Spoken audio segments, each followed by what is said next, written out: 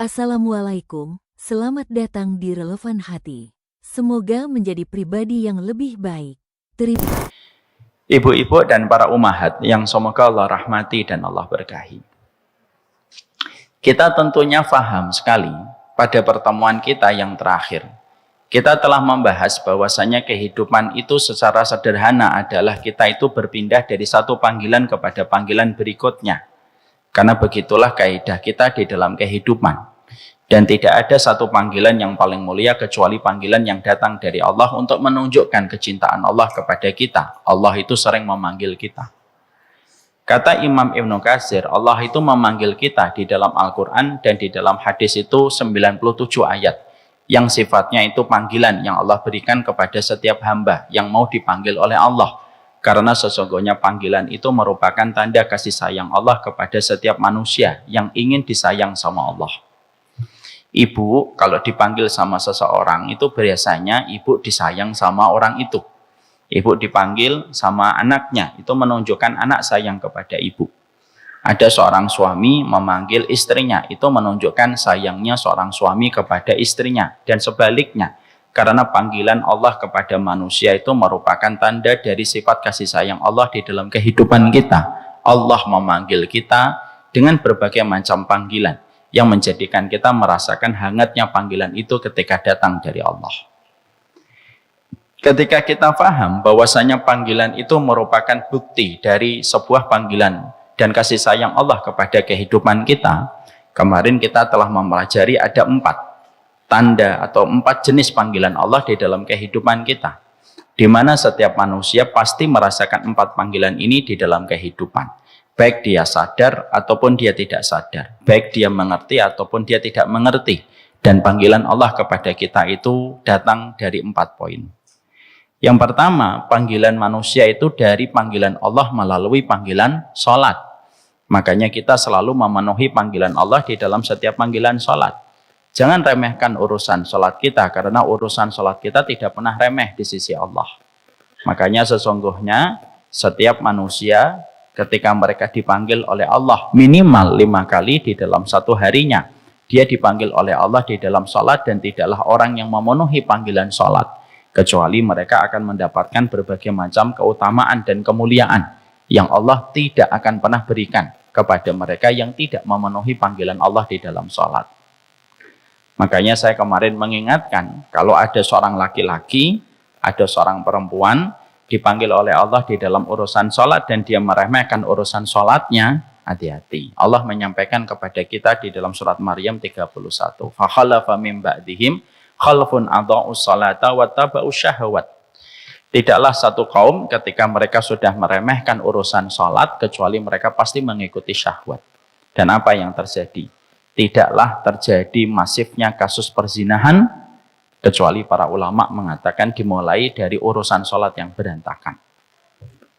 Makanya maaf ya ibu, kalau ada manusia, dia melakukan tindakan melampaui batas, tapi setidaknya dia masih menjaga 2, dia baik sama ibunya dan dia masih sholat, saya masih berhusnudzon orang ini akan kembali kepada Allah pada waktunya, ketika nanti di masa mendatang.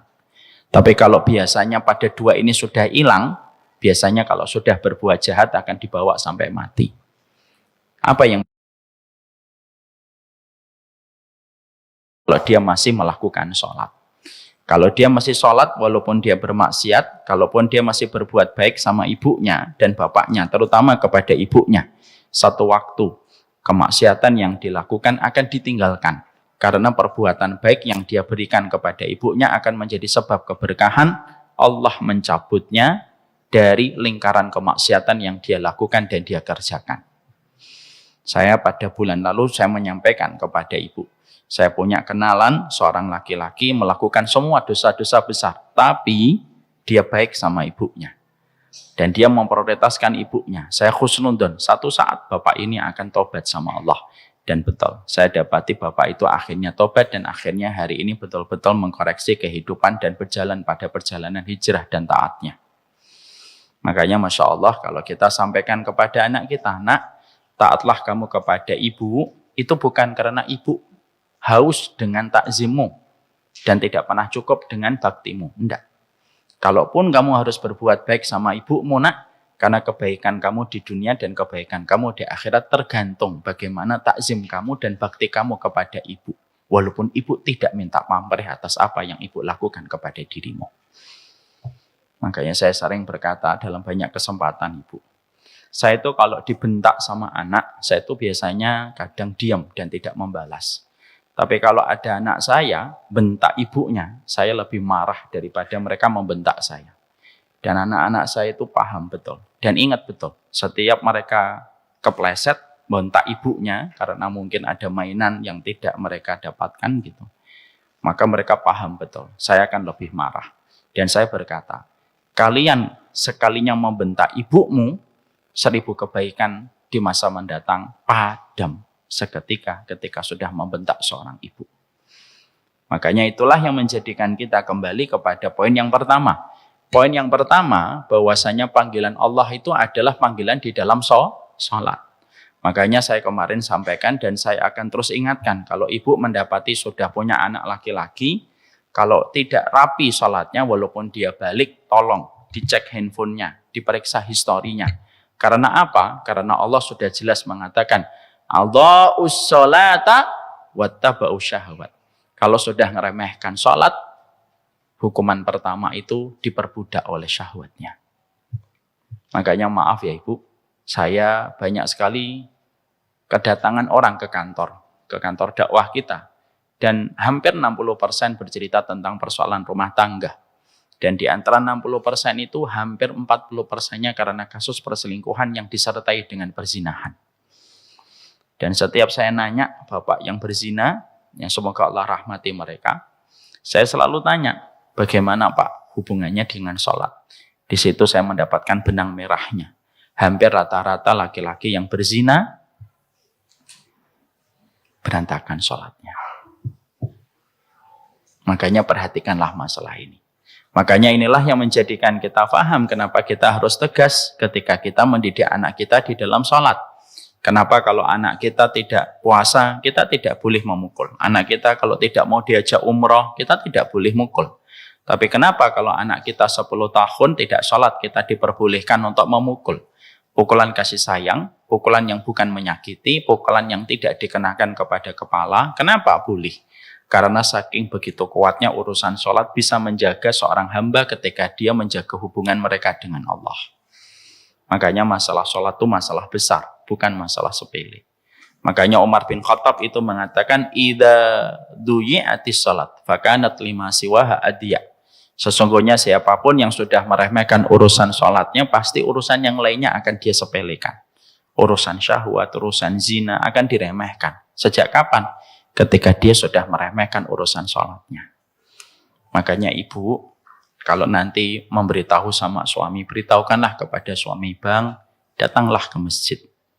Bukan untuk saya, tapi untuk kebaikan hidupmu. Saya tidak bisa mengawasimu 24 jam. Dan aku tidak tahu apa fitnah dan syahwat yang bisa datang menggodamu di masa mendatang. Cukuplah aku lihat kamu sholat, cukuplah aku tenang ketika aku melihat keberadaanmu di antara jamaah-jamaah di masjid. Jangan sampai bang kepintaranmu menjadikan namamu tidak pernah diabsen di masjid rumahnya Allah. Jangan sampai ketika kamu memiliki pencapaian karir yang tinggi, tapi aku tidak menjumpai karirmu itu mendorong kamu datang ke masjid. Suruh ke masjid bu, pelan-pelan dengan hati yang baik. Dan jadikan suami kita menempel kelingking kakinya dengan kelingking kaki anak kita. Kalau kelingking kaki anak kita tidak pernah menempel dengan kelingking kaki suami kita, kita khawatir. Kita khawatir kepada bapak, sang suami yang kita cintai, dan kita khawatir kepada putra-putra kita kalau sudah urusan sholat diremehkan. Perhatikanlah masalah sholat. Kalau ada quality time berdua dengan suami, ngobrollah baik-baik dengan masalah ini dan tema ini. Dorong dengan sebaik-baik dorongan. Dan sampaikan kepadanya dengan sebaik-baik narasi. Ya, jangan terlalu sombong kalau menyampaikan. Kamu tahu nggak bang, gimana urusan kalau nggak sholat? Jangan gitu. Sampaikan dengan lembut kepadanya. Supaya mereka punya kesadaran datang ke masjid. Ini yang pertama. Yang kedua, panggilan yang Allah berikan kepada kita yaitu adalah panggilan ketika kita dipanggil di dalam kematian kita, karena sesungguhnya kita itu selalu dipanggil oleh Allah dan kematian itu merupakan panggilan yang datang di dalam kehidupan kita dan kita hanya mengantri di dalam setiap antrian kita menuju kepada kematian. Dan sesungguhnya kita pasti dipanggil oleh Allah. Suka dan tidak suka pasti kita akan meninggal dunia, dan suka tidak suka kita akan ditaburkan tanah di atas tubuh kita ketika waktunya kita untuk meninggal dunia. Dan kita tentunya paham kematian itu menjadi tonggak perjalanan panjang kita menuju kepada kehidupan barzakh. Dan kita pasti akan merasakan kematian. Makanya Masya Allah, apa yang dikatakan Umar itu betul adanya ketika Umar mengatakan, laqad sami'a Umar bi anna fulanan mata wa mata. Umar itu terlalu sering mendengar orang itu dikabarkan meninggal dunia, dan akan datang satu kabar bahwasanya Umar pun akan meninggal dunia. Jarak antara kita dan kematian kita itu hanya sejarak sebagaimana tipisnya kain sutra, dan kita tidak tahu kapan kita berpindah menuju kepada kematian. Berapa banyak orang yang memakai jilbab di waktu pagi yang melepaskan jilbabnya orang lain ketika dia meninggal dunia di waktu duha. Berapa banyak orang yang memasukkan kunci mobil di waktu siang ketika dia di waktu sore yang mencabut kunci mobilnya itu orang lain ketika dia sudah bersimbah darah. Dan berapa banyak orang yang mereka mengganti pakaian tidurnya dan tidur sebagaimana biasa, tetapi ketika bangun dia sudah berada di alam barzakhnya. Karena sesungguhnya kematian itu merupakan sebuah kepastian yang akan datang di dalam kehidupan kita. Dan kita sebenarnya sedang menunggu panggilan yang kedua, yaitu panggilan tentang kematian. Ada 3 perkara yang menjadikan kita paham ketika kematian itu sudah ditetapkan oleh Allah kepada kita. 1, kita pasti akan melihat para malaikat sebelum malaikat itu mencabut nyawa kita. Makanya kita mendapati dalam hadis yang panjang dalam riwayatnya Bara' bin Azib. Dalam riwayatnya Bara' bin Azib, Nabi mengatakan, idza kana al-mu'min fi inqita'im minad dunya nazala ilaihim malaikatum minal malaikah. Kalau orang itu akan meninggal dunia, datang kepadanya para malaikat. Kalau yang dicabut itu nyawa orang yang beriman, malaikat membawa 2 barang. Kafanun min akfanil jannah wa hanutum min hunutil miski. Dia membawa minyak wangi dari surga dan kain kafan dari surga. Fajalasu indamutil basar. Maka para malaikat itu akan duduk sejauh mata orang yang akan meninggal dunia memandang. Makanya sering kan kita lihat orang yang akan meninggal dunia begini. Kenapa tidak melihat ke bawah? Kalau melihat ke bawah namanya mencari handphone yang jatuh. Dia melihat kadang-kadang dia ditanya, bu, gitu. Dia tetap melihat ke atas. Dan malaikat itu nanti serombongan tersebut, maka yang datang satu yaitu malaikat maut dan duduk di atas kepala seseorang ketika akan meninggal dunia. Makanya tidaklah seseorang ketika meninggal dunia kecuali yang pertama kali dingin adalah telapak kakinya.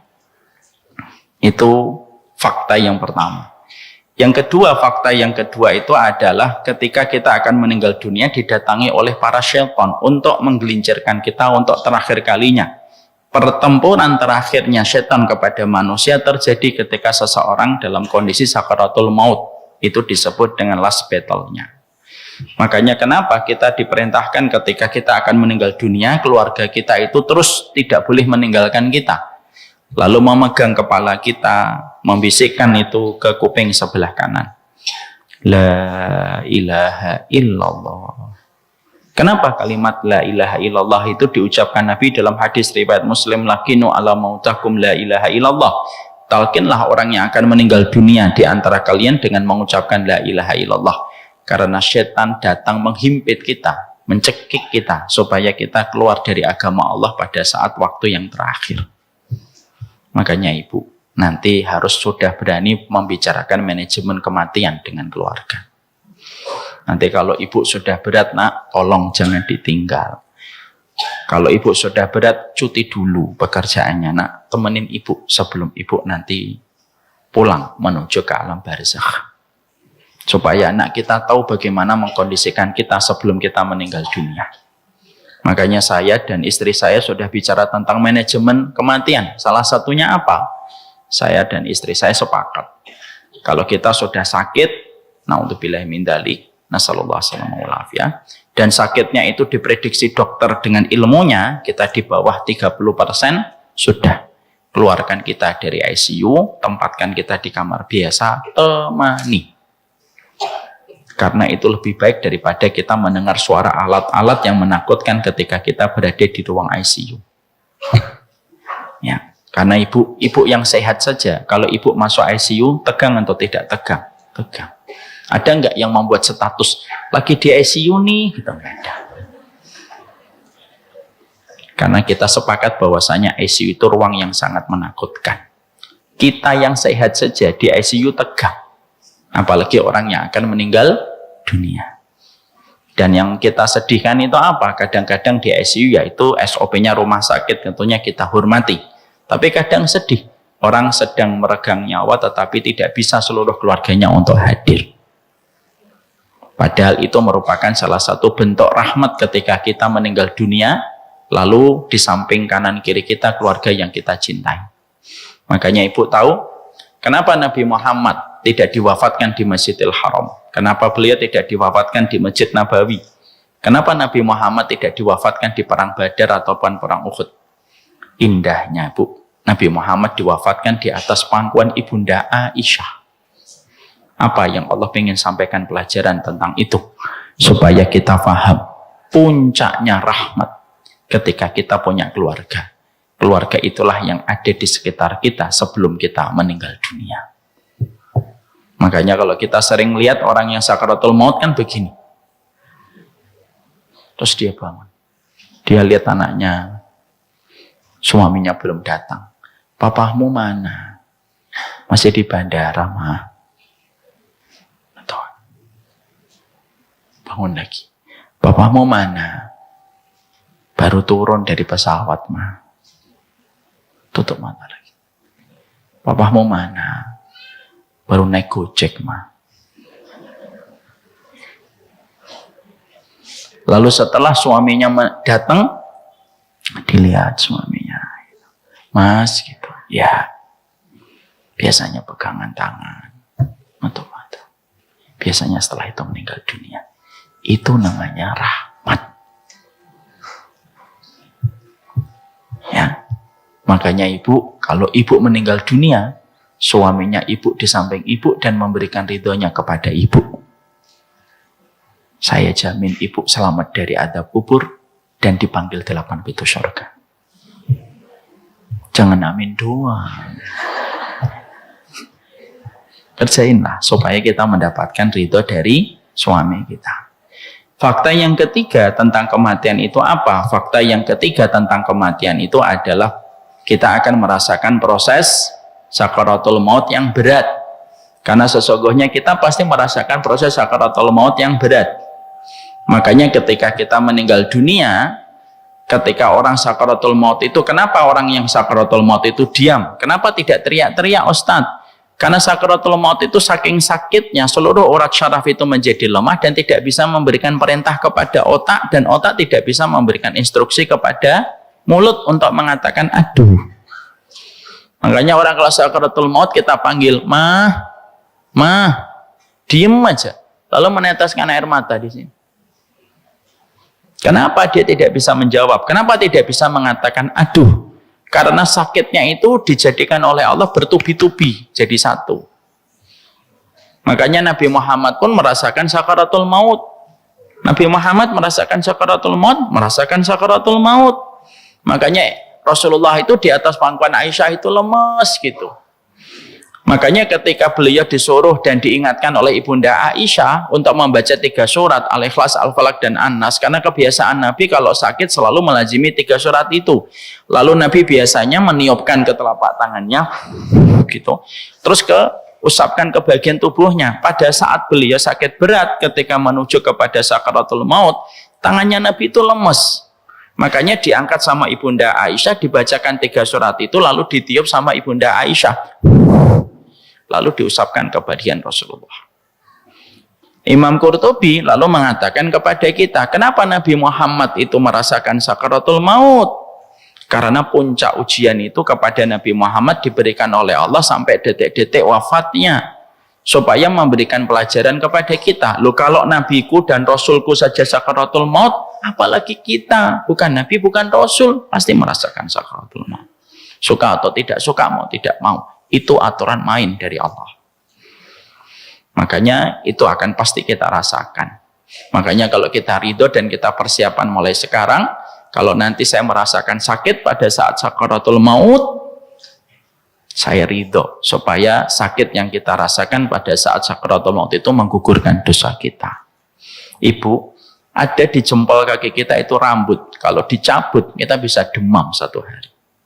Itu baru rambut yang ada di jempol kaki kita. Terlebih ruh yang menemani kita sepanjang hidup lalu dicabut.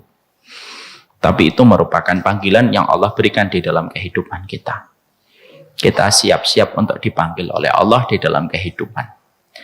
Yang ketiga, yaitu panggilan haji dan umrah. Kita tentunya dipanggil oleh Allah ketika kita dipanggil olehnya di dalam panggilan haji dan umrah. Dan sesungguhnya haji dan umrah, pahalanya itu berdasarkan kepada pengorbanan yang kita rasakan dan biaya yang kita keluarkan. Innama ajruki ala nafaqataki wa nasabaki ya Aisyah. Sesungguhnya pahalamu ketika melaksanakan haji dan pahalamu ketika melaksanakan umrah sesuai dengan tingkat pengorbanan dan belanja uangmu ketika kamu membiayai perjalanan hajimu dan umrahmu. Makanya saya sampaikan, ibu, pastikan di dalam kita melaksanakan haji dan umrah tidak ada harta yang syubhat, tidak ada harta yang haram. Karena sesungguhnya Allah itu baik dan tidak menerima kecuali yang baik. Innallaha thayyibun wa la yaqbalu illa thayyiban. Makanya kita sering melihat ada kasus seorang melaksanakan haji tidak bisa melihat apa-apa. Bisa jadi karena biayanya datang dari yang haram. Dan yang keempat, yaitu adalah ketika kita dipanggil oleh Allah di dalam keseharian kita. Ketika kita melakukan ketaatan, mengikuti syariat di dalam kehidupan kita, maka itu merupakan panggilan Allah di dalam kehidupan.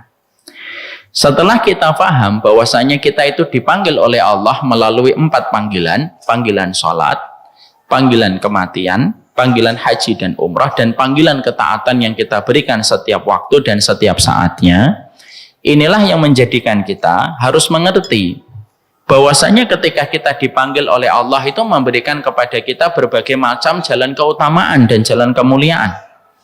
Karena sesungguhnya dipanggil oleh Allah itu, kalau kita memenuhi panggilan itu, Allah tidak akan samakan kita dengan hamba yang tidak pernah memenuhi panggilan Allah. Sebagaimana sebuah analogi yang sederhana, bahwasanya ketika kita memanggil seseorang lalu orang itu tidak kunjung datang kepada kita, maka hadiah yang kita persiapkan kepadanya tidak urung, atau urung kita berikan kepadanya ketika dia tidak memenuhi panggilan kita. Contoh, kita ingin untuk mengundang tukang rumput dan kita sudah menyelipkan hadiah untuknya, bonus, karena kita baru dapat rezeki. Kita panggil dia, Mas, tolong datang ya bersihkan rumput halamanku. Kita panggil WA yang pertama, dia mengatakan iya, tapi tidak datang. Kita panggil yang kedua, dia tidak datang. Kita panggil yang ketiga, dia tidak datang. Kita telepon dia pun tidak datang. Maka ketika kita memberikan panggilan berulang-ulang sampai 4 kali kita memanggilnya dan dia tidak pernah datang, apa yang terjadi? Dia tidak mendapatkan hadiah, dia tidak mendapatkan gaji, dia tidak mendapatkan bonus yang akan kita berikan kepadanya. Bukan karena kita yang jahat, bukan. Dia yang jahat kepada dirinya sendiri, mendapatkan kesempatan tetapi menyia-nyiakan kesempatan. Kalau ada orang kemarin dipanggil Pak Prabowo untuk datang menghadap ke Kertanegara, terus dia nggak datang, yang salah Pak Prabowo atau dia yang nggak datang? Dia yang nggak datang. Ustaz dipanggil nggak? Enggak, alhamdulillah. Maka akhirnya jabatan menteri yang harusnya dia dapatkan untuk memangku amanah tidak jadi dia dapatkan dan orang dia peroleh. Bukan karena Pak Prabowo tidak memberikan itu, tapi karena dia ketika diundang tidak mau datang. Makanya inilah yang menjadikan kita memahami betul. Sesungguhnya kita itu hidupnya hanya berpindah dari satu panggilan menuju kepada panggilan-panggilan berikutnya. Dan kita itu hanya menjalankan kehidupan ini berdasarkan panggilan Allah. Makanya setiap kita di dalam kehidupan kita memenuhi setiap panggilan Allah sebagaimana Allah sampaikan di dalam surat Al-Anfal 24 bahwasanya ya ayyuhalladzina amanu stajibu lillahi walir rasuli idza da'akum lima yuhyikum. Makanya kita mendapatkan apa yang dikatakan oleh Allah, wahai orang yang beriman, penuhilah setiap panggilan yang diberikan oleh Allah dan Rasulnya untuk kalian respon setiap panggilan itu lima yuhyikum. Perkara itulah yang akan bisa menjadikan kehidupan kita itu menjadi hidup dengan sebaik-baik kehidupan ketika kita sudah memenuhi panggilan Allah. Maka itu yang menjadikan kita pada kesempatan hari ini kita bahas apa 4 keutamaan yang kita peroleh dan kita dapatkan ketika kita hidup kita sudah kita akadkan hidup kita ini untuk memenuhi panggilan Allah. Ketika kita di rumah, kita memenuhi panggilan Allah di dalam rumah itu apa? Allah memanggil kamu pada sepertiga malam, bangun. Allah memanggil kamu ketika habis subuh, bangun. Allah memanggil kamu untuk mentaati suamimu, penuhi apa yang dipanggil oleh Allah ketika Allah perintahkan kepada dirimu untuk taat kepada suamimu. Maka semua panggilan yang ada dalam kehidupan kita, tidaklah kita memenuhi panggilan Allah, kecuali pasti kita mendapatkan kemuliaan. Kenapa? Karena Allah itu asyakur. Dan salah satu sifat asyakurnya Allah dalam kehidupan itu apa? Tidaklah setiap manusia bertransaksi kepada Allah ketika dia memenuhi panggilan Allah, kecuali balasan yang Allah berikan itu jauh lebih besar daripada apa yang kita lakukan di dalam kehidupan. Taat sama Allah itu tidak pernah rugi. Saya ambilkan contoh yang sederhana. Ibu paham tentang sholat sunnah fajar? Tahu sholat sunnah fajar? Sholat sunnah fajar yang kita lakukan 2 rakaat sebelum kita melaksanakan sholat subuh, itu keutamanya besar atau kecil? Besar. Lebih baik daripada dunia dan seisinya. Ibu bangun, misalkan jam 4, adzan jam 4.13, jam 4.14. Maka ibu ketika berkumandang adzan, ibu penuhi panggilan. Ya Allah, saya penuhi panggilanmu untuk melaksanakan sholat sunnah dulu sebelum melaksanakan sholat subuh. Sholat sunnah fajar. Sholat sunnah fajar itu dikatakan oleh Imam Nawawi, sholat sunnah fajar itu sholat yang paling ringan yang dilakukan Nabi itu sholat sunnah fajar. Dan paling ringkes yang dilakukan Nabi itu sholat sunnah fajar. Makanya sampai Ibunda Aisyah itu pernah mengatakan di dalam salah satu riwayat, aku kalau melihat Nabi melakukan sholat sunnah fajar, aku tuh menyangka seakan-akan Nabi itu tidak membaca Al-Fatihah karena saking cepatnya dan ringkasnya beliau kalau berdiri ketika melaksanakan sholat sunnah fajar. Makanya sunnahnya kalau kita sholat sunnah fajar itu apa? Kita ini kalau sholat sunnah fajar itu rakaat yang pertama membaca Al-Kafirun, rakaat yang kedua membaca Al-Ikhlas. Ya, rakaat pertama tidak usah membaca Al-Baqarah. Ya. Pertama tidak hafal, yang kedua tidak sesuai sunnah.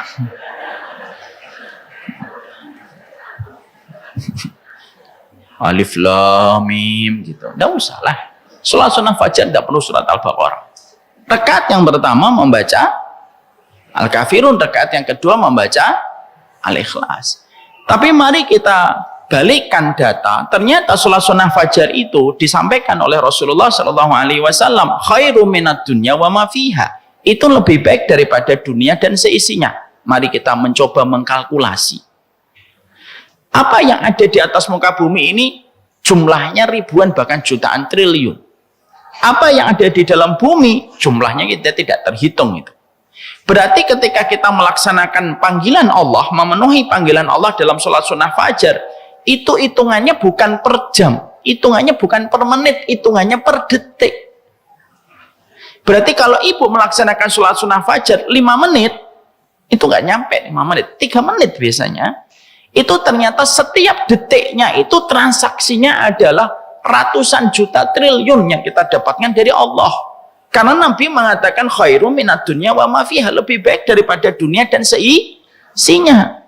Yang menjadikan ketika saya membaca riwayat ini dan membaca hadis ini, saya berpikir, Masya Allah ya, ternyata Allah itu kalau mendapati ada satu panggilan yang ia berikan kepada hambanya, lalu hamba itu memenuhi panggilan Allah dalam sholat sunnah fajar saja, transaksinya itu dihitung oleh Allah per detik, mengalahkan transaksi Cristiano Ronaldo. per detiknya. Ketika kita memenuhi panggilan Allah. Jadi menunjukkan kepada kita bahwasanya hidup kita kalau tidak pernah memenuhi panggilan Allah itu yang menyebabkan kerumitan demi kerumitan yang menimpa pada kehidupan kita. Makanya itulah yang menjadikan kita paham. Kita belajar dari sholat sunnah fajar. Kalaulah kita melaksanakan sholat sunnah fajar dihitung oleh Allah per detiknya ketika kita memenuhi panggilan Allah. Lalu bagaimanakah kita membayangkan kalau kehidupan kita memenuhi panggilan Allah di dalam setiap kehidupan dan tidak pernah kita lupa panggilan Allah di dalam kehidupan, maka pasti memberikan jalan kemuliaan yang besar dalam kehidupan kita. Jangan-jangan hidup kita banyak berantakan itu bukan karena Allah jahat sama kita. Tapi jangan-jangan hidup kita berantakan karena kita tidak pernah memenuhi panggilan Allah yang akhirnya kita jauh dari Allah dan akhirnya membenturkan kita dengan masalah. Saya ambilkan contoh lagi satu, Bu. Sebelum kita bahas satu persatu kemuliaan yang Allah berikan ketika kita memenuhi panggilan Allah. Dalil dalam satu riwayat Muslim. Ibu tahu Nabi Sulaiman itu memiliki 100 istri. Udah, nggak usah dikomentari. Sudah. Nabi itu, jangan dikomentari. Maka Nabi Sulaiman itu memiliki 100 istri. Lalu beliau berkata pada satu hari, saya akan mencampuri seluruh istri saya malam ini. Nanti 100 istri saya akan hamil dan melahirkan semuanya anak laki-laki. Kalau sudah lahir 100 anak laki-laki dari 100 istri saya, semuanya akan berjuang untuk membela kalimat Allah. Mulia atau tidak mulia? Mulia. Itulah konsep kehidupan biologis menuju kepada kehidupan ideologis seorang Nabi Sulaiman. Cuma Nabi Sulaiman pada saat itu lupa mengatakan insya Allah. Kan kita dipanggil oleh Allah kalau kita ngomong satu kemungkinan itu sertakan kalimat insya Allah, itu panggilan dari Allah itu. Nabi Sulaiman tetap seorang Nabi dan beliau lupa ketika pada saat itu mengatakan insya Allah. Apa yang Allah berikan kepada Nabi Sulaiman? Allah tidak berikan kepada 100 istrinya satupun yang hamil. Yang hamil cuma satu. Dan ketika hamil itu pun ketika lahir, anaknya itu memiliki keistimewaan dalam tanda petik. Memiliki kelainan. Lalu Nabi Muhammad itu berkata, kalaulah Nabi Sulaiman pada saat mengucapkan kalimat itu mengatakan insya Allah, Allah akan berikan kepada Nabi Sulaiman 100 anak. 100-100-nya anak laki-laki dan 100-100-nya akan berjuang untuk membela kalimat Allah. Apa yang kita dapatkan insight-nya dan message dari kisah Nabi Sulaiman? Kalau hanya memenuhi panggilan Allah mengatakan insya Allah bisa membentuk dampak perubahan di masa mendatang. Sedemikian dahsyatnya ketika mengatakan insya Allah. Ibu bisa bayangkan nggak kalau kehidupan kita teratur sesuai dengan aturan Allah? Tidak mungkin Allah menyanyiakan orang yang selalu memenuhi panggilannya. Dan itulah yang menjadikan kita paham. Itulah yang menjadikan kita memahami bahwasanya panggilan Allah itu bukan sesuatu yang biasa. Sekarang mari kita bahas satu persatu. Apa yang kita akan dapatkan ketika kita memenuhi panggilan Allah? Yang sudah kita bahas pada pertemuan kita sebelumnya. Sesungguhnya memenuhi panggilan Allah di dalam kehidupan kita itu pastinya memberikan kepada kita ketenangan. Karena kalau kita sudah memenuhi panggilan Allah, maka Allah memberikan kepada kita ketenangan di dalam setiap perjalanan kehidupan kita. Karena setiap ketaatan yang Allah berikan di dalam kehidupan kita, kalau kita bertransaksi dalam setiap ketaatan itu dengan kejujuran yang kita berikan pada setiap proses ketaatan kita, maka Allah pasti memberikan kepada kita ketenangan. Kenapa? Karena sesungguhnya kita telah memenuhi panggilan Allah. Sebagaimana ketika ibu dulunya ketika waktu SMA, lalu ibu mendapatkan PR. Lalu PR itu sudah diselesaikan sebelum kita masuk sekolah. Maka perasaan yang kita rasakan di dalam hati kita adalah ketenangan. Berbeda kalau kita bangun pagi, ketika kita lalu ingat bahwasanya kita belum menyelesaikan PR. Maka ketika kita jalan menuju ke sekolahan kita itu akan gelisah. Kenapa kita gelisah? Karena PR-nya belum kita kerjakan. Banyak keresahan, kegelisahan yang sering dirasakan oleh manusia di dalam kehidupan itu ternyata ketika dibedah itu karena mereka tidak memenuhi panggilan Allah. Dan tidaklah setiap panggilan yang kita abaikan sekali, kita abaikan yang kedua kali, kita abaikan yang ketiga kalinya, kecuali memberikan kecemasan dan keresahan di dalam hati kita. Kenapa? Orang yang mengabaikan panggilan Allah itu berdosa. Dan kalau kita berdosa, kita tidak akan pernah tenang dimanapun kita berada. Saya kemarin ambil contoh yang simpel. Ibu salah sama saya atau ibu salah sama temannya. Maka menjadikan dimanapun ibu ketemu temannya itu menjadi tidak nyaman. Ibu ketemu di masjid, ibu tidak nyaman. Karena ibu ketemu sama orang yang ibu berbuat salah kepadanya. Kalau dia ada di sebelah kanan, ibu ngambil sebelah kiri. Kalau ibu ke kiri, dia ngambil sebelah kanan. Dan ketika sudah selesai kajian, ibu ngelirik dia. Berdiri. Oh, belum berdiri nih. Saya yang berdiri duluan. Ya. Maka sesungguhnya itu yang menjadikan kita paham. Kenapa masjid itu menjadi tidak nyaman? Karena kita berbuat salah sama orang dan orang itu ada di tempat kita ketika kita sedang duduk. Akhirnya Masjid Al-Azhar Asy-Syarif ini yang asalnya nyaman menjadi tidak nyaman. Bukan karena bangunannya yang berubah, enggak.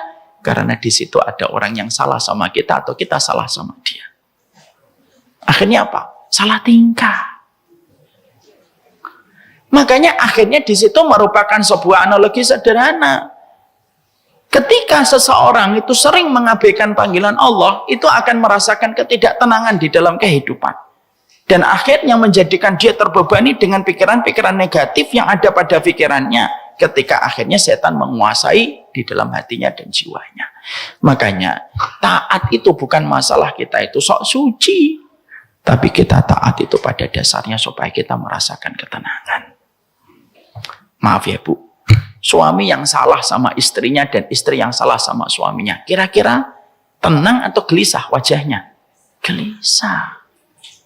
Ini bukan berarti nanti kalau ibu melihat suaminya gelisah, selingkuh ya kamu? Enggak, belum tentu. Tapi ketika dia dalam kondisi bersalah, itu pasti tidak tenang. Anak ketika melakukan kesalahan, misalkan, ibu ngasih pada waktu pagi itu ngasih tumbler. Ingat ya, jangan hilang tumblernya. Kan kita tahu, tumbler itu harga mati bagi emak-emak. Walaupun sudah tutup perusahaannya. Kadang-kadang itu saya kalau dititipin tumbler udah pikiran saya, tuh ketinggalan. Ternyata ketika dia pulang ke rumah, tumblernya ketinggalan. Dan ketika buka pintu, ingat tumblernya masih di meja sekolahan. Cemas atau tidak cemas? Cemas. Bukan karena rumahnya tidak nyaman untuknya, enggak. Karena ada satu perintah yang diberikan sama ibunya, tidak dia kuasai, tidak dia perhatikan, akhirnya menjadikan dia mengalami kegelisahan. Dan itulah yang pertama. Sesungguhnya ketika kita memenuhi panggilan Allah, maka Allah menyampaikan di dalam surat Al-Anfal 24, 5 yuhyikum. Maka perkara itulah yang akan menjadikan kita mendapatkan kehidupan ketika kita memenuhi panggilan Allah. Makanya taatlah kepada Allah, dengarkan setiap perintahnya Allah. Karena perkara itu yang akan memberikan jalan kemuliaan dengan kita mendapatkan berbagai macam ketenangan. Yang kedua, sekarang kita pelajari. Yang kedua, ketika kita memenuhi panggilan Allah yang kita pelajari di setiap taman-taman ilmu, yang kedua itu menghindarkan kita dari berbagai macam musibah dan berbagai macam bala. Karena tidaklah terjadi berbagai macam bala dan musibah yang datang dalam kehidupan kita, kecuali bala dan musibah itu kadang-kadang datang dari sikap kita ketika tidak taat kepada perintahnya Allah, lalu membantah perintahnya Allah, membangkang perintahnya Allah. Tidaklah ketika kita membantah perintahnya Allah, kecuali yang mendapatkan feedback dari kerusakan yang kita dapatkan adalah diri kita.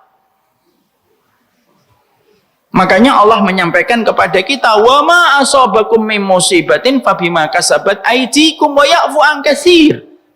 Tidaklah musibah yang menimpa kepada kalian itu kecuali karena perbuatan tangan kalian sendiri, dan Allah sudah memaafkan sebagian besar dari dosa dan kemaksiatan kita. Tapi, maaf, kalau kita mendapatkan bala, itu biasanya karena kita tidak memenuhi panggilan Allah untuk taat. Ada dosa yang kita lakukan, ada kemaksiatan yang kita kerjakan, yang mana itu menjadikan diri kita mendapatkan bala dan musibah. Dan akhirnya kehidupan kita banyak berbenturan dengan masalah. Bukan karena Allah jahat sama kita, tapi kita yang jahat ketika memilih jalan dosa meninggalkan panggilan Allah. Ada satu kisah, Bu. Namanya ada seorang ulama, Muhammad bin Sirin. Muhammad bin Sirin ketika usianya 60 tahun tiba-tiba terlibat masalah. Utangnya tidak bisa dia bayar. Akhirnya apa? Dijebloskan beliau ke dalam penjara. Muhammad bin Sirin ini ulama salaf. Ketika beliau dijebloskan ke dalam penjara, maka beliau itu membayangkan gitu. Apa dosa saya sampai saya dijebloskan ke dalam penjara? Maka memorinya dibuka gitu satu persatu. Terbanglah memorinya ke 40 tahun yang lalu. Dia baru ingat, ya Allah, ternyata saya pernah memanggil anak muda yang tidak bisa bayar utang, saya membulinya. Saya mengatakan, ya gharib, anak muda yang banyak hutang. Ucapan itu sudah 40 tahun.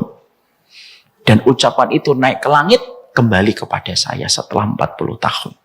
Akhirnya saya pun tidak bisa membayar hutang dan dijebloskan ke dalam penjara. Apa yang kita dapatkan pelajaran di situ? Kadang bala, musibah menimpa kepada kita bukan karena Allah yang jahat.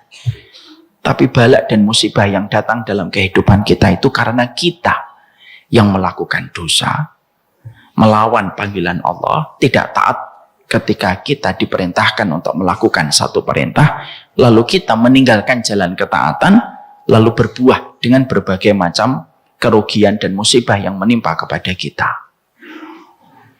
Makanya tadi di dalam surat Asy-Syura ayat yang ke-30 Allah jelas mengatakan, tidaklah musibah demi musibah yang kamu dapatkan kecuali karena perbuatan kalian sendiri ketika kalian bermaksiat. Dan maksiat itu jalan mereka yang meninggalkan panggilan Allah. Makanya maaf ya, musibah apapun yang terjadi kepada kita, tidak boleh kita itu selalu menempatkan diri kita menjadi korban. Tapi kalau ada musibah yang menimpa pada kehidupan kita, itu harusnya kita tuh tahu, apa ya dosa saya sampai musibah ini datang dalam kehidupan. Saya ambilkan sebuah kisah nyata, Bu, supaya kita itu hati-hati terhadap setiap dosa ketika dosa itu merupakan jalannya orang yang meninggalkan panggilan Allah. Ada sebuah kisah yang disampaikan Imam Adz-Dzahabi. Imam Adz-Dzahabi menceritakan tentang kisah nyata. Ada seorang nelayan miskin. Nelayan miskin itu dia habis berlayar untuk mendapatkan ikan. Dia mendapatkan ikan besar. Lalu dia melipir ke pantai dan dia biasanya menjual ikan itu. Qadarullah pada saat itu karena ikannya gede dan begitu istimewa, maka dia tidak ingin menjual ikannya. Tidak jauh dari dia yang sedang bergembira mendapatkan ikan yang besar, ada orang memiliki jabatan tinggi, statusnya tinggi, dan memiliki kekayaan dan kekuasaan. Dia melihat ikan itu dibawa sama seorang nelayan. Maka dia langsung menawar ikan tersebut dari nelayan tersebut. Kam as-saman. Berapa harganya? Lalu nelayan itu mengatakan, wala abi'uh, saya tidak menjual. Ditanya lagi sama orang tersebut, kam as-saman, berapa itu harganya ikan tersebut? Wala abi'uh, saya tidak menjual. Kam, wala abi'uh, saya tidak menjual. Lalu akhirnya orang kaya raya ini yang punya kekuatan dan kekuasaan, dia marah, emosi. Dipukullah nelayan tersebut bersama dengan pengawalnya, jatuhlah ikan tersebut, diambil ikannya. Pulang dia ke rumah. Ketika pulang ke rumah, dia berikan kepada khadimahnya dan mengatakan, masaklah ikan tersebut. Ketika dimasak ikan tersebut, dimakan ikan tersebut malamnya sama keluarga besarnya. Tiba-tiba sang laki-laki yang baru saja memukul nelayan tadi siang itu tertusuk dengan durinya ikan tersebut. Cep di jempolnya. Ini ada di dalam pembahasan Imam Adz-Dzahabi. Maka dia kesakitan malam tersebut. Paginya dia mendapati bekas dari tusukan ikan tersebut sudah menghitam dan rasa sakitnya sudah tidak bisa tertahankan. Datanglah dia ke tabib. Ketika beliau datang ke tabib, tabib berkata, sudah berapa lama luka ini ada pada jempol tanganmu? Baru tadi malam. Tabib itu berkata, biasanya butuh beberapa waktu sampai menjadikan luka itu menjadi busuk. Tapi ini sudah busuk walaupun kejadiannya baru tadi malam. Lalu tabib berkata, tidak ada obatnya kecuali diamputasi jempolnya. Lalu sang laki-laki itu berkata, tidak ada cara yang lain? Tidak ada. Akhirnya diamputasi, dipotong jempolnya. Pulang, dia merasa kondisinya membaik. Lalu ternyata setelah sampai di rumah, dia mendapati menghitamnya sudah melebar ke telapak tangan. Malamnya dia kesakitan kembali. Dan paginya, keesokan harinya dia datang kepada tabib. Tabib bingung bagaimana luka membusuk ini cepat tersebar dalam hitungan jam. Lalu sang tabib berkata, langsung dipotong pergelangan sininya. Langsung dipotong. Selesai, pulang, ternyata baru sebentar dia meletakkan tangannya sudah ada menghitam di ujung tangannya itu. Dan itu melebar ke atas. Datanglah kepada sang tabib berikutnya dan sang tabib kebingungan dengan kasus yang dia dapatkan. Sang tabib berkata kembali, dipotong sampai sikunya. Potong sampai sikunya. Pada saat laki-laki ini datang ke rumah tabib berkali-kali, ada tetangganya sang tabib, orang yang solih lagi berilmu. Dia berpikir, orang itu kenapa setiap datang ke tempatnya tabib selalu ada yang diamputasi dari tangannya. Datang berikutnya, sudah sampai sini dipotongnya. Lalu dipanggillah sama tetangga yang soleh itu. Masya'nuk. Masya'nuk itu urusan antum kenapa kok sampai kehilangan tanganmu? Lalu orang itu berkata, aku makan beberapa hari yang lalu, makan ikan, lalu tertusuk durinya. Perhatikan Bu, orang soleh itu kan mereka bisa melihat dengan basirahnya. Lalu orang soleh itu berkata, kamu dapatkan ikan dari mana? Dari nelayan. Berapa harganya? Aku tidak tahu harganya karena aku mengambilnya. Apa yang kamu lakukan kepada nelayan itu? Aku memukulnya. Lalu aku mengambilnya dan merampasnya. Orang soleh itu lalu berkata, tolong temui nelayan tersebut. Minta ridhonya. Sebelum membusuknya tangan itu akan berakibat kepada membusuknya bagian tubuhmu yang lain. Sampai menyebabkan kematian. Akhirnya dicari itu nelayan tersebut. Karena harapannya pengen sembuh. Sembari merasakan sakit. Ketemu nelayan tersebut. Dan ketika ketemu nelayan tersebut, ditabraklah nelayan itu dengan tangan kirinya dan dia minta maaf. Nelayan itu sudah lupa orang itu. Nelayan itu lalu berkata, man anta? Siapa kamu? Lalu orang itu berkata, saya adalah orang yang pernah mengambil ikanmu. Lalu nelayan itu menampaknya dan menolak keterangan itu dan berkata, loh, yang mengambil ikanku itu dia orangnya tegap, tangannya ada. Kamu itu lumpuh. Kamu nggak punya tangan kanan. Padahal dia mengambil ikanku dengan tangan kanannya. Sembari memukulku. Lalu diceritakanlah olehnya. Betul.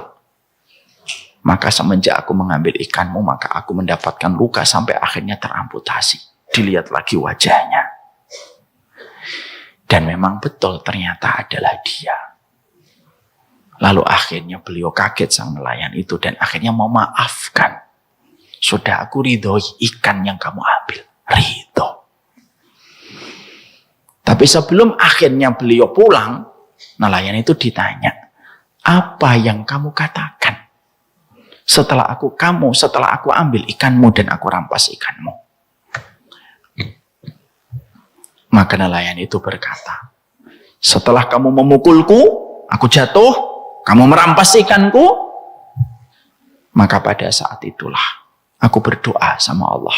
Doaku adalah, Allahumma hada abduka taqawwa alayya ala dha'fi wa akhadha minni mimma razaqtani farini qudrataka.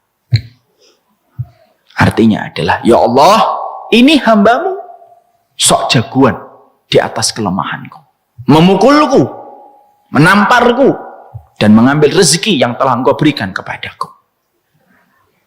Lalu ditutup dengan closing yang menegangkan. Fa'arini qudrataka. Tolong tunjukkan ya Allah kuasamu. Ini kalau sinetron biasanya ada halilintar jeder gitu. Dan ternyata Ibu, itulah yang terjadi. Apa yang kita dapatkan di situ? Tidaklah setiap seseorang di dalam kehidupan ketika mereka tidak merespon setiap panggilan Allah dalam setiap perintah. Contohnya ketika Allah memanggil kita supaya tidak melakukan kedoliman, lalu kita melakukan kedoliman di dalam kehidupan kita, tidaklah setiap bala dan tidaklah setiap musibah yang datang dalam kehidupan kita itu kecuali akan pasti karena apa yang kita perbuat. Tidaklah seseorang itu ketika dia membuat jalan yang berbeda dengan jalan yang dibuat oleh Allah, kecuali jalan yang dibuat manusia itu menuju kepada jurang. Dan tidaklah jalan yang dibuat oleh Allah kecuali menuju kepada sebuah kebaikan. Makanya akhirnya yang kita dapatkan dalam kehidupan, kalaupun kita tidak mau memenuhi panggilan Allah, mangga silahkan. Tapi konsekuensi yang harus kita bayar pada kehidupan kita terlalu mahal. Makanya biasanya inilah yang menjadikan kita memahami surat Asy-Syura ayat yang ke-30. Wa ma asabakum min musibatin fabima kasabat aydikum. Tidaklah kamu mendapatkan musibah kecuali karena perbuatan kamu sendiri. Dan tidaklah ketika kita melakukan kebaikan kecuali kebaikan itu pun akan kembali kepada dirimu sendiri. Makanya ketika ada jalan ketaatan yang kita lakukan, lalu kita kerjakan jalan ketaatan itu, kecuali semua kebaikan akan kita peroleh sesuai dengan jalan ketaatan yang kita lakukan. Makanya Allah menyampaikan di dalam surat Al-Isra ayat yang ke-7, fa in ahsantum ahsantum li anfusikum wa in asatum falaha. Kalau kamu berbuat baik, maka sesungguhnya kamu sedang berbuat baik kepada dirimu sendiri. Kalau kamu berbuat jahat ketika kamu meninggalkan perintahnya Allah, kecuali perbuatan jahat itu akan kembali kepada dirimu sendiri. Jadi kenapa Allah memanggil kita untuk taat, memanggil kita untuk baik sama keluarga, memanggil kita dalam setiap ketentuan yang harus kita lewati dalam kehidupan? Panggilan itu supaya tidak membenturkan kita dengan banyak masalah. Jadi kalau kita tidak mau untuk mengikuti petunjuk yang telah dibuat oleh Allah, kita membuat jalan sendiri dalam kehidupan sesuai dengan yang trending, sesuai dengan perasaan kita. Sungguh jalan yang dibuat manusia sendiri dalam kehidupan tidaklah berakhir kecuali kepada kerugian dan kecelakaan yang banyak. Karena apa? Perbuatan baik itu kembali kepada diri kita. Saya ceritakan kisah ya Bu. Ada kisah nyata yang saya rasakan sendiri. Saya itu lagi banyak menceritakan ini supaya menjadi perenungan untuk kita dan menambah perenungan untuk saya. Saya itu pernah pulang dari Jakarta menuju ke Bekasi, ngelewatin Pancoran. Ibu tahu Pancoran kan? Pancoran. Kalau kita mengarah ke Bekasi lewat Pancoran, itu kalau kita masuk tol itu harus melipir ke sebelah kanan. Karena yang sebelah kiri ruasnya menuju ke Pancoran. Paling kanan itu menuju ke pintu tol Pancoran, mengarah ke kota Bekasi. Kota yang indah bagi yang bersabar. Dan saya orang yang bersabar. Saya ngambil dong paling kanan ketika mengarah ke kota Bekasi. Pas ketika saya naik flyover, turun, sudah dekat dengan gerbang tol, tiba-tiba ada mobil dari sebelah kiri, ruas yang kedua. Tiba-tiba mendesak untuk masuk ke sebelah kanan. Maka pada saat itu Ibu, ada dua bisikan yang ada di pikiran saya. Satu, jangan dikasih. Dia tidak disiplin. Seenaknya aja. Nggak mau antri. Karena beberapa mobil yang di depan saya tidak mau ngasih space untuk beliau. Itu bisikan pertama. Bisikan yang kedua mengatakan, dikasih aja. Mungkin dia tidak tahu kalau harus ngantri sebelah kanan. Mungkin baru punya mobil. Mungkin dia belum pernah ke Bekasi. Betul, itu bisikan yang kedua. Kira-kira saya milih bisikan yang mana, Bu? Bisikan pertama? Salah, Ibu. Saya milih bisikan kedua. Saya akhirnya, oh mungkin ini dia tidak tahu. Akhirnya apa? Saya kasih lampu dim. Saya pencet rem. Mempersilahkan beliau untuk masuk. Masuk beliau, beliau masuk ke sebelah kanan. Lalu beliau menyampaikan terima kasih dengan klakson. Tin. Gitu. Saya jawab klaksonnya. Tin. Persis. Benar ini. Ini supaya nanti jadi peringatan untuk saya dan kita semua. Kejadian itu sudah selesai. Hilang, sudah selesai, belum melanjutkan ini. Sampai beberapa bulan berikutnya. Saya qadarullah ke Jakarta Utara. Di Jakarta Utara, Ibu, di Jakarta Utara itu bukan daerah jajahan saya. Dan saya banyak tidak tahu tentang daerah Jakarta Utara. Qadarullah pada saat itu saya pergi sendiri sama istri. Karena kadang-kadang kita itu kabur sebentar dari rutinitas anak-anak yang luar biasa. Ya maklum, anak saya 8. Jadi kadang-kadang saya keluar sama istri saya. Ayo keluar yuk, gitu. Karena saya tahu betul ngasih quality time sama istri saya. Yuk kita keluar yuk, kemana? Makan ikan. Kita ke Jakarta Utara. Ternyata ada salah satu pintu tol Jakarta Utara itu polanya sama dengan pintu tol di Pancoran, Bu. Saya lupa nama tolnya. Ternyata harus antri di sebelah kanan. Karena saya jarang ke Jakarta Utara dan saat itu saya tidak membawa driver gitu. Akhirnya saya tuh kaget, loh. Ternyata antrinya sebelah kanan. Pada saat itu istri saya sudah ngomong, Bi, ini nggak bisa, ini harus melipir ke sebelah kanan. Tapi sudah telat. Kalau saya lurus, berbalik lagi U-turn, itu tambahnya sampai 40 menit. Karena macet di waktu sore. Dan istri saya sudah ditelepon anak-anak. Kenapa bapaknya ditelepon? Nggak ditelepon. Karena bapak biasanya nggak pernah ditelepon. Anak-anak itu sudah nelpon ibunya. Saya bilang, sudahlah. Bismillah, kita minta space sama orang yang lagi antri. Istri saya sempat ngomong, udahlah bisa nutup aja. Saya bilang, kan kamu pakai cadar. Nah, bilang, udah saya nutup aja. Akhirnya saya mencoba untuk ngambil ke sebelah kanan, Ibu. Berharap ada yang ngasih. Qadarullah, Bu. Kejadian yang pernah terjadi di Pancoran terjadi sama saya. Ketika saya ngambil mau sebelah kanan, tiba-tiba ada orang ngasih dim. Tak. Loh, saya kaget. Loh, dikasih saya. Masuk saya, set gitu, ke sebelah kanan. Saya akhirnya pengen menyampaikan terima kasih. Kan nggak mungkin, woi terima kasih ya. Nggak mungkin, nggak. Saya kasih dengan klakson, tin, gitu. Loh, persis dijawabnya, tin, gitu. Beneran ini, Bu. Demi Allah ini. Apa yang kita dapatkan dari pelajaran itu? Betul katanya Allah. In ahsantum li anfusikum wa in asatum falaha. Kalau kamu berbuat baik itu sebenarnya kamu sedang mengatur algoritma kebaikan datang dalam teras kehidupanmu. Tidaklah kamu berbuat jahat ketika kamu tidak penuhi panggilan Allah. Kecuali kejahatan itu pun akan kembali kepada diri kita. Makanya yang kedua, kenapa kita penuhi panggilan Allah? Karena setiap kita memenuhi panggilan Allah, di situ ada jalan ketaatan, memberikan kepada kita ketenangan, menghentikan kita dari berbagai macam musibah dan bala. Kenapa? Musibah dan bala itu terjadi karena kemaksiatan yang kita lakukan ketika kita tidak taat kepada perintahnya Allah. Ada kejadian, ada salah satu jamaah keluarga saya bercerita, dia punya orang tua. Orang tuanya sukses, Bu, dengan bisnisnya. Qadarullah. Lalu beliau tidak memenuhi panggilan Allah untuk menjaga kehormatan dirinya. Beliau berselingkuh dan berzina. Ketahuan sama istrinya. Ketika ketahuan sama istrinya, yang beliau itu notabene adalah ibu dari jamaah saya. Lalu ibu saya mengatakan pada saat itu, demi Allah ya, saya tidak ridho dengan apa yang telah kamu perbuat. Bukan masalah kamu itu melakukan, tapi zinamu yang membuat aku tidak ridho. Setelah itu akhirnya suaminya itu usahanya lalu berangsur-angsur pelan, tapi pasti itu turun. Dan akhirnya gulung tikar usahanya.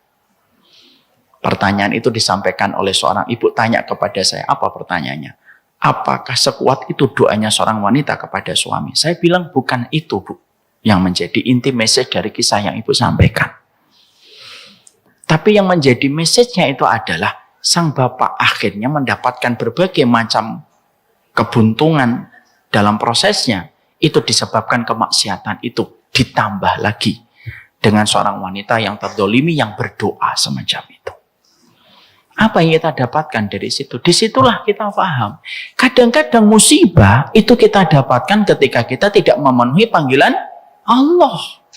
Jadi akhirnya bala, musibah hadir dalam setiap kehidupan kita karena hal itu terjadi dan itu disebabkan karena perbuatan kita ketika tidak menepati janjinya kita kepada Allah. Makanya maaf. Dalam masalah yang simpel saja sederhana. Kita kalau malam, kita ini disunahkan kalau malam tidur lebih pagi. Ternyata kita mendapatkan dalam keterangan medis, kita menjumpai dan kita mendapatkan orang yang tidur pagi ketika habis isya dan tidak begadang, itu cenderung organ tubuhnya lebih sehat daripada mereka yang cenderung begadang. Ternyata kita memenuhi panggilan Nabi ketika kita diperintahkan dan disunahkan tidur itu awal dan jangan begadang. Itu ternyata ada banyak kebaikan yang kita dapatkan. Kadang-kadang penyakit itu datang kepada kita bukan karena kita dijahati dan didolimi sama Allah. Tapi ada banyak perintah yang Allah berikan kepada kita dan perintah yang disampaikan Nabi tetapi kita tidak indahkan perintah itu.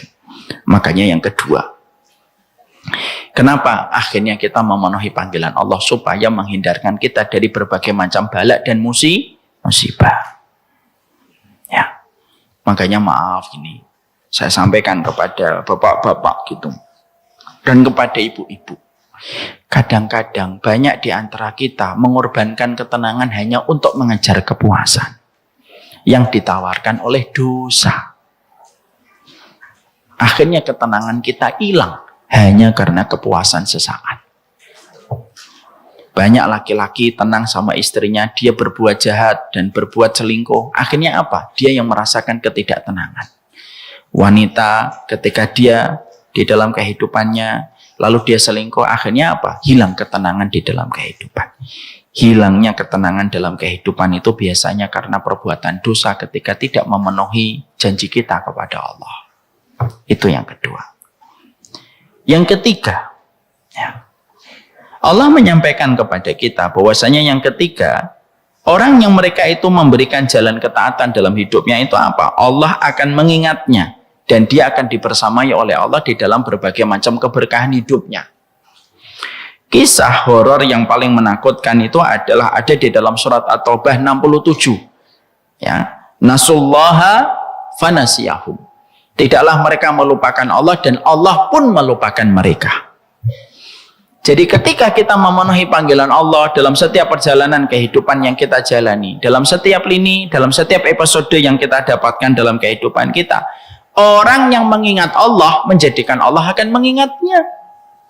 Tapi siapapun yang lupa kepada Allah, nasullaha fanasiyahum. Tidaklah seseorang itu lupa kepada Allah, tidak memenuhi panggilan-panggilan Allah, fanasiyahum. Allah pun akan melupakan mereka. Dan kalau sudah dilupakan oleh Allah, bagaimana kita bisa mendapatkan kekuatan dan pertolongan pada kehidupan kita? Kalau Allah itu sudah melupakan kita.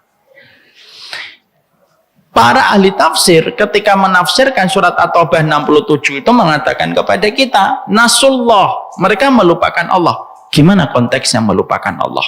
Tidak pernah sama sekali tergerak untuk memenuhi panggilan-panggilan Allah. Ada mushaf yang sudah berbulu. Ada sajadah yang sudah tidak pernah disolatin. Ada banyak Quran yang tidak banyak kita baca dan kita kaji. Tidaklah seseorang itu melupakan Allah kecuali Allah pasti melupakan mereka. Makanya kalau sudah dilupakan oleh Allah, tidak akan kita mendapatkan energi dan keberkahan dalam setiap persoalan kehidupan kita. Makanya yang ketiga, satu kisah paling horor yang terjadi pada kehidupan manusia itu ketika mereka dilupakan oleh Allah. Kapan? Ketika tidak sama sekali mengingat Allah. Makanya itu yang menjadikan kita mengerti, tidaklah seseorang ketika dia senantiasa di dalam jalan kehidupannya memberikan jalan ketaatannya, memberikan jalan keimanannya, tidaklah jalan ketaatan dan jalan keimanan itu kecuali memberikan kepada kita sebuah kemuliaan. Allah mengingat kita dan Allah ketika mengingat kita, ketika mendapatkan masalah, Allah akan hadir di setiap masalah yang kita jumpai dan kita dapatkan. Saya masih teringat ya kisahnya Imam Ahmad. Imam Ahmad itu beliau mendapatkan cobaan berat. Ketika beliau itu mengatakan Quran itu kalamullah dan tidak makhluk. Akhirnya beliau ditangkap oleh pemerintah pada saat itu. Karena pemerintah pada saat itu mengatakan Quran itu bukan kalamullah tetapi makhluk. Dan Imam Ahmad menolak keras dan mengatakan Quran itu kalamullah dan bukan makhluk. Ditangkap, dijebloskan beliau ke dalam penjara dan beliau harus dicambuk. Cambukannya itu terkenal sekali, eksekusinya dengan cambukan yang paling keras. Pada saat itu Imam Ahmad itu sempat gemetar di dalam penjara. Didatangi sama seorang maling yang sudah dicambuk ratusan kali.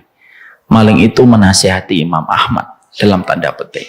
Wahai Imam Ahmad, aku mencuri ratusan kali dan aku dicambuk ratusan kali. Dan aku bersabar terhadap jalan kemaksiatanku. Maka engkau adalah ulama kami dan engkau berjalan di atas kebenaran. Harusnya engkau lebih bersabar daripada kami. Ucapan maling itu menghujam ke dalam hatinya Imam Ahmad. Akhirnya Imam Ahmad itu kuat. Dan ketika beliau dieksekusi, beliau ditempatkan di satu tempat, lalu disaksikan banyak orang. Karena Imam Ahmad itu ulama besar.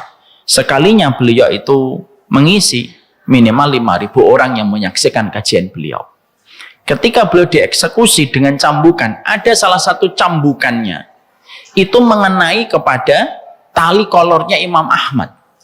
Dan hampir-hampir Imam Ahmad itu melorot celananya dan memperlihatkan auratnya Imam Ahmad. Ketika cambukan itu melepaskan tali kolor itu dan hampir jatuh, perhatikan doanya Imam Ahmad. Imam Ahmad itu berdoa, ya Allah, jagalah auratku sebagaimana aku menjaga kebenaran yang aku yakini. Langsung tali kolornya Imam Ahmad yang asalnya akan melorot dan memperlihatkan auratnya Imam Ahmad dikuatkan oleh Allah langsung. Dan tidaklah cambukan itu sampai selesai kecuali terjaga auratnya Imam Ahmad. Di situ kita mendapatkan orang yang senantiasa taat dan memenuhi panggilan Allah tidak akan mungkin ditinggalkan oleh Allah. Maka siapapun yang lupa dengan panggilan Allah, maka Allah pun akan melupakan mereka. Maaf ya Bu, hidup kita berat. Kita harus menjaga suami, kita harus menjaga anak-anak kita. Kalau bukan karena Allah yang memberikan pertolongan dalam kehidupan, siapa yang bisa memberikan pertolongan dalam kehidupan kita? Jagalah Allah di waktu lapangmu, maka Allah yang akan menjagamu di waktu sempitmu. Itu yang ketiga. Dan yang keempat, yang terakhir. Apa yang Allah akan berikan kepada kita kalau kita memenuhi panggilan Allah di dalam kehidupan kita? Yang keempat, kalau kita memenuhi panggilan Allah di dalam kehidupan kita, Allah akan memberikan kepada kita petunjuk bagaimana menjalani kehidupan. Makanya Allah menyampaikan di dalam surat An-Nur 54, wa in tuti'u tahtadu. Kalau kamu taat kepada Allah, tahtadu. Allah akan memberikan kepadamu hidayah dan Allah memberikan kepadamu petunjuk di dalam perjalanan hidupmu. Akhirnya kita tahu bagaimana mendidik anak, bagaimana ketika kita merawat dan menjaga suami kita, bagaimana kita menerima rezeki dari suami kita, semuanya dikasih petunjuk oleh Allah ketika kita senantiasa taat dan ketika kita memenuhi panggilan Allah. Inilah yang menjadikan kita memahami hidup itu hanyalah berpindah dari satu panggilan menuju kepada panggilan-panggilan berikutnya. Dan semoga kita memahami siapapun yang membuat jalan sendiri dan membuat panggilan sendiri, tidaklah setiap panggilan itu kecuali berakhir dengan tragis dan kecelakaan. Dan tidaklah setiap manusia dia tunduk kepada Allah, memenuhi panggilan Allah, tidak membuat jalan sendiri dalam kehidupan, kecuali Allah memberikan kepadanya 4 kemuliaan. Allah berikan ketenangan, Allah hindarkan dia dari musibah, Allah akan mengingatnya setiap waktunya, dan Allah memberikan kepadanya petunjuk bagaimana menjalani kehidupan sampai dia berjumpa dengan Allah Subhanahu wa Ta'ala. Inilah yang menjadikan kita memahami, ya Allah, kita penuhi panggilan-Mu ya Allah di dalam setiap kehidupan kita. Semoga kita senantiasa paham, hidup itu hanyalah lembaran dalam setiap panggilan yang kita penuhi dari panggilan Allah yang datang dalam kehidupan kita. Kenapa kita ngaji? Supaya kita tahu apa panggilan Allah dalam kehidupan. Kita tidak mungkin tahu, Ibu, panggilan Allah kalau kita tidak ngaji. Kita tidak tahu panggilan Allah kalau kita tidak mengkaji ilmunya. Dengan kita mengkaji ilmunya, kita tahu panggilan Allah itu apa saja yang kita lakukan di dalam kehidupan kita.